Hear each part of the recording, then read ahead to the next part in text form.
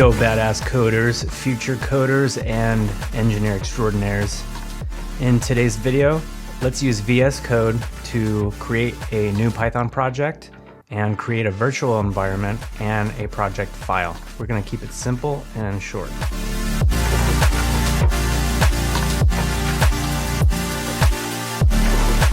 Okay, so open up Visual Studio Code. And you may or may not see this get started page here, but we can get rid of this. You may see something similar to this.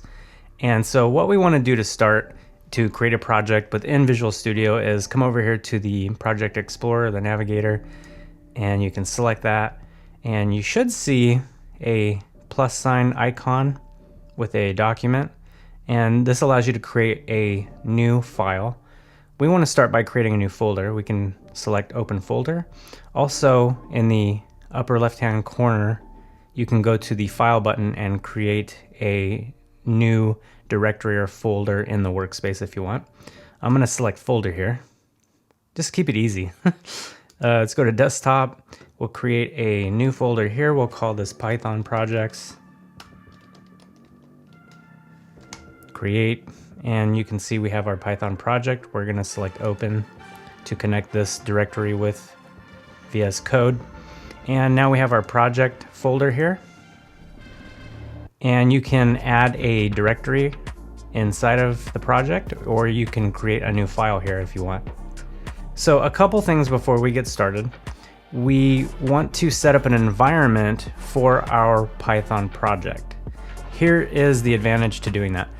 One reason for creating a virtual environment is the isolation.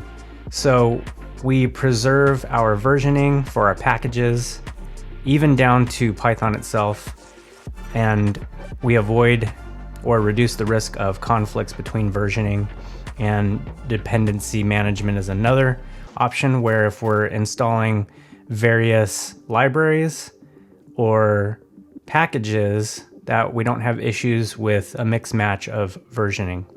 So this all came about, from my understanding, because of the difference in version between Python 2 and Python 3. So there were a lot of issues because of that, from my understanding. The Python virtual environment is just allowing us to improve our organization and even the portability of our code. So we could start by coming into Visual Studio Code and opening up the terminal. You can either open it up at the top menu. You can select terminal and create a new terminal, or you can press Control Shift and the back tick. So you can see that the terminal, the output, the debug console appears. And if I continue hitting the Control Shift back tick to create a new terminal, you can see I'm going to get several bash terminals that just appear over here on the right. You can also just right click and kill these, just to get rid of them. So we'll just work in one, and let's start from the very beginning here. Let's check the Python version. So we can use Python, and I use Python 3. So we are going to check the version. You can do it two ways: double hyphen and then the word version, or Python hyphen uppercase V. And you can see both times they produce the same result. So we have Python 3.7.4 that I'm working with. And then from here, we want to create a virtual environment. And we can do this by calling Python, and then 3, since I'm using 3, hyphen M venv to call on the virtual environment. And then we can create our own name. So we could call this first virtual environment if we wanted to, and then hit enter. And then it's creating that for us. Notice we don't have any errors. And then now that we've created our virtual environment, we want to activate our virtual environment. And we can do that by source, and then the name of our virtual environment, first venv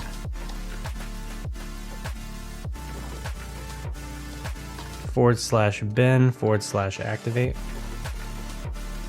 Hit enter. I'm on a Mac. So for PC, you want to activate the virtual environment on PC by using the name of your environment, \scripts, \activate, .bat, and then hit enter. And then that activates your virtual environment, which means it gives you the ability to use the environment, okay?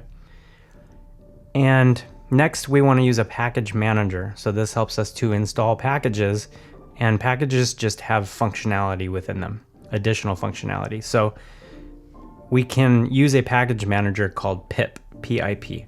And so first, before we install it, let's check the version of pip to see if it's even installed. So I've got pip there. It looks like we do have a pip version in here, pip 1903. And again, you can check this the same way on the versioning, -V if you want. So now that we have pip installed and we've verified that we do have pip installed, oftentimes you need to upgrade it to make it work, or so that you don't have certain errors. So you can also run pip install --upgrade pip and then run that. I've already ran it, so I'm on the latest version here. And then once you've done that, you have your virtual environment created, you have it activated. We checked the Python version, we checked the pip package manager version. Now we can actually start installing packages that will add functionality to our project. So in this project, we're going to install a package called numpy, and it helps to work with arrays, and it also has a lot of functionality for scientific calculations. So we can install this by typing pip install numpy and hit enter.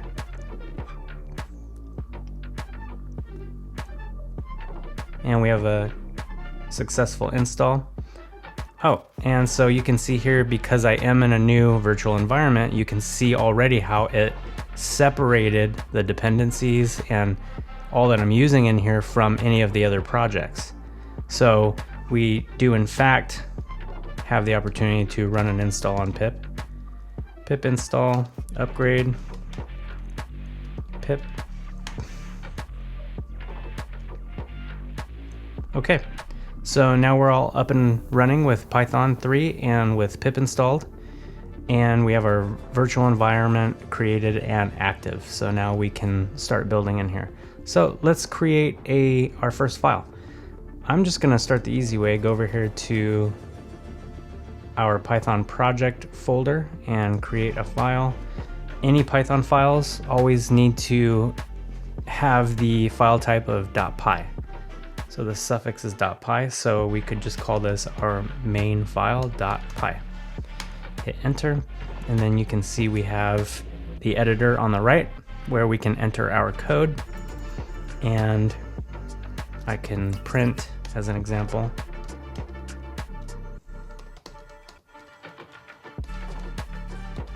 Hello badass coders, and then if you want to run this to check it, you can hit the play button, and then hopefully we will see hello badass coders down in the terminal.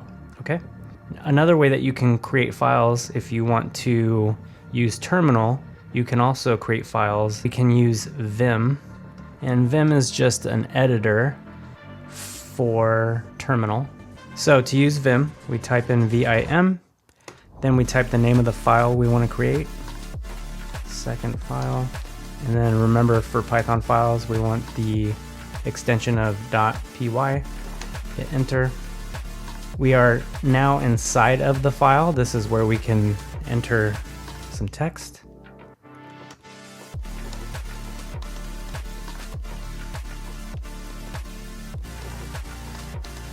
Okay, and then to get out of this mode that we're in, which is insert mode, which allows us to edit the file or the contents. As soon as we're done, we hit escape, and then we can hit colon and WQ to save and exit this edit mode. Okay, and then you can see our file appear over here and our text. Let's go back to our main.py and let's import the numpy package. Select import, and then we can call numpy. Using the keyword import and numpy is what gives us access to all the behavior inside of that numpy package. So now we can start using all that functionality within our project. Now that we have numpy imported into our project, we can use the name numpy as a reference to the package in our code. So we could type numpy and then use dot syntax here to get access to all the functionality. And then you can see, you can scroll down an almost endless list of options. We could create an array and then use the open and close parenthesis. And we will enter a few numbers here, separated by commas. And notice the final number does not have a comma after it. And then we can print the contents. Here we have our print method. We can copy that and stick it in there. And then run this, and we should see its contents down here. And there you can see we have the numbers within our array. Now we can give our numpy array and its values a nickname, and we can store it. We can do this by putting it into a variable. So let me get rid of the print statement. And right here on the left, we can assign it to a variable name, which we could call first variable. And we use an assignment operator. That equal sign does not mean that these are equal values on either side of an equation like in math. This just means that we are assigning, rather, this value to this nickname or this storage, so that we can access it later and use it for something. So now I can print first variable. I can run this, and then down here you can see we also got the contents of the array once more. Now let's create a second variable. We'll call this second array, and we can call numpy dot array, and let's create another array, and this could be 4, 5, and 6. And then just to make sure it works, I'll copy paste this and change this to second variable, second array rather. I'll change this to second array. And then let's change our first variable to first array, and then update here and run it. And then we have the contents of both of our arrays printing out.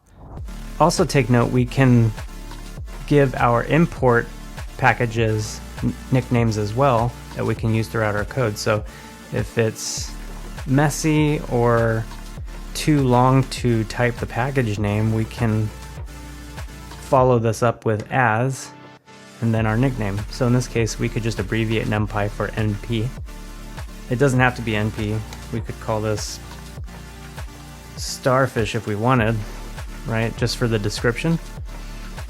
And you want it to be something descriptive of the package contents, or maybe you use it in such a way where it describes what you're using it for.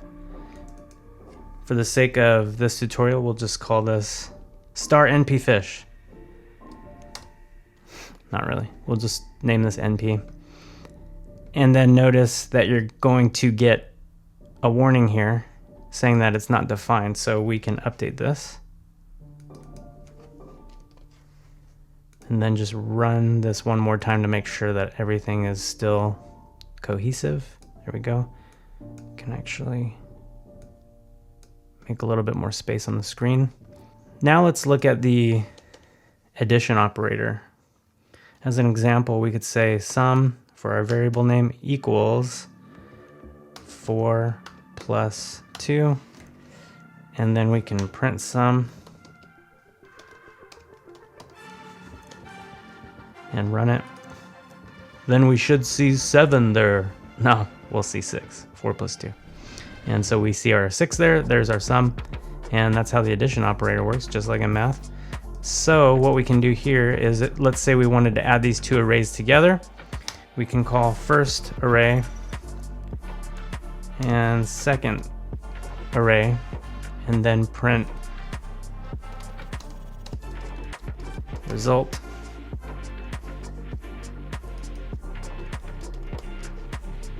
And run this. And let's get rid of these other print statements because you can see it looks a little confusing to look at. And there we go, there's the results.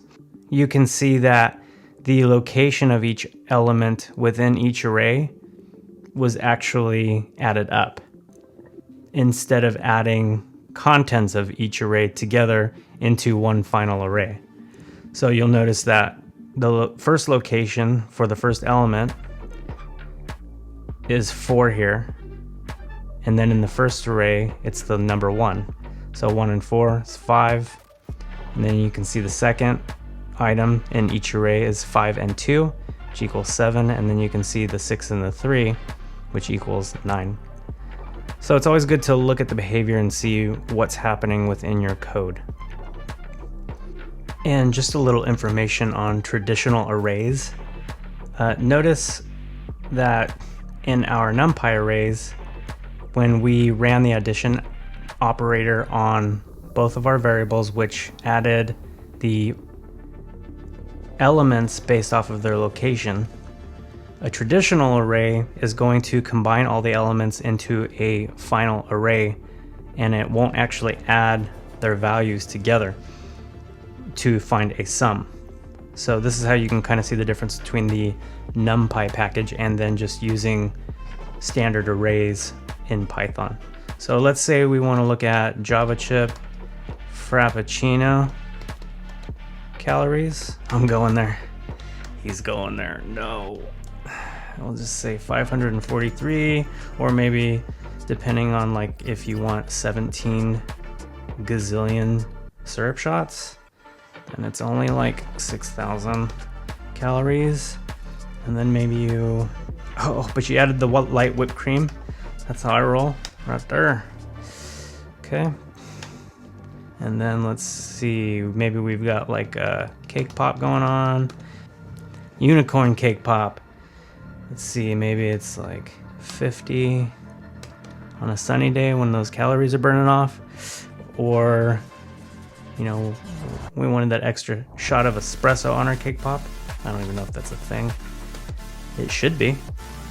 And then whipped cream on that too. Oh, it's light. I'll just go 63. So if we create a result array that combines both of these, and then we use the addition operator, and we combine both of these arrays, and then print result to the console, you can see the difference in behavior between a numpy array and the standard Python array.